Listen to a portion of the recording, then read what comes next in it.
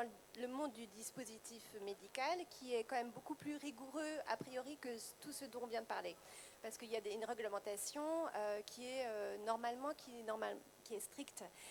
Mais il y a eu quand même pas mal de scandales ces dernières années parce qu'on s'est rendu compte que les organismes, on appelle ça des organismes certifiés, enfin en gros c'est des organismes de certification qui vérifient chaque dispositif médical, n'avaient peut-être pas forcément fait le travail nécessaire. Donc il y a eu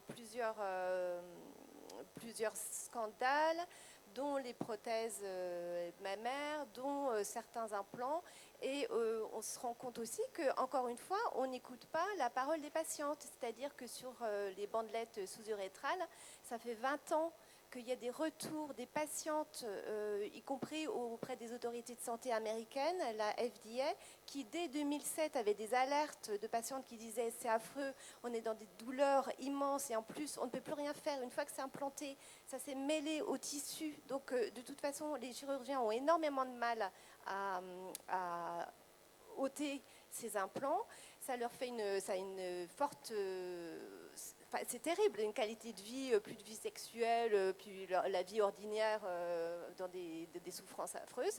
Donc ça, en 2005 et en 2018, la FDA finalement se dit on va les interdire.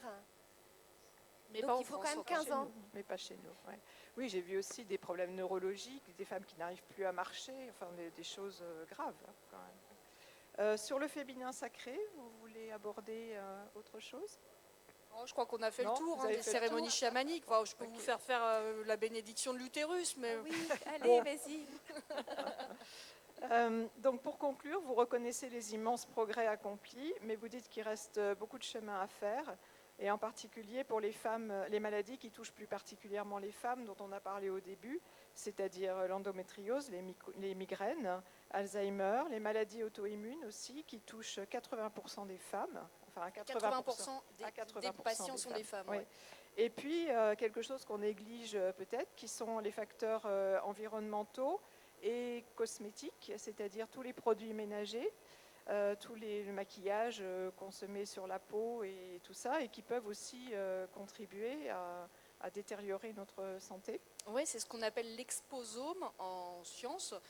En fait, vous dites, bah tiens, un homme et une femme qui vivent dans la même maison, ils sont exposés aux mêmes polluants. Bah non, parce qu'une femme, par exemple, va se maquiller et rien que du maquillage, vous en mettez, enfin du rouge à lèvres, vous en mettez tous les jours, vous en ingérez environ 20 grammes par an. Donc une femme va ingérer un peu plus. Désolé messieurs, vous faites peut-être un peu de ménage chez vous, mais dans l'ensemble, c'est quand même plutôt les femmes, donc elles sont plus exposées aux produits ménagers. Donc en fait, un homme et une femme qui vivent dans la même maison ne sont pas exposés de la même façon aux polluants. Et donc on va peut-être développer des maladies aussi un peu différentes. En tout cas, je trouve que c'est un livre qui devrait être lu par toutes les femmes, tous les hommes, tous les médecins, tous les étudiants en médecine. Et je pense qu'il y a encore effectivement beaucoup de choses à faire. Mais il y a du progrès. Oui, et votre livre rencontre un grand succès, mais ce n'est pas surprenant parce que ce sont des choses importantes et je pense qu'il y a un vrai besoin des femmes à ce niveau-là en tout cas.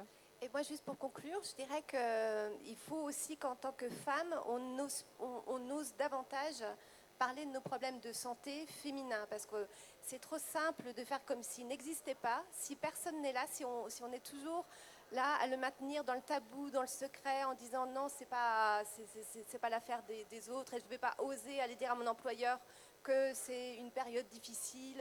Non, en fait, il faut le dire, parce que sinon rien n'avancera. Et tout ça, de toute façon, la santé, que ce soit la santé des femmes ou la santé dans le tiers-monde, enfin, pardon, on dit plus tiers-monde, enfin, dans les pays en voie de développement, etc., c'est des affaires politiques. Et si on ne le dit pas, rien ne va bouger, et en particulier au niveau politique.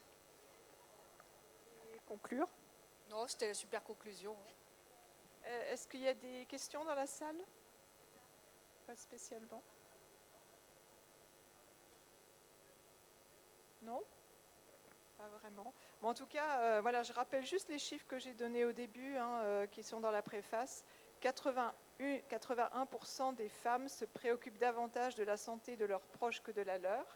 Ça veut dire que les femmes pensent toujours aux autres avant de penser à elles-mêmes. 77% repoussent leurs consultations et seulement 38% font des bilans de santé. Donc effectivement, la médecine a des progrès à faire, mais peut-être que nous, les femmes aussi, on a à changer un peu notre mode de fonctionnement.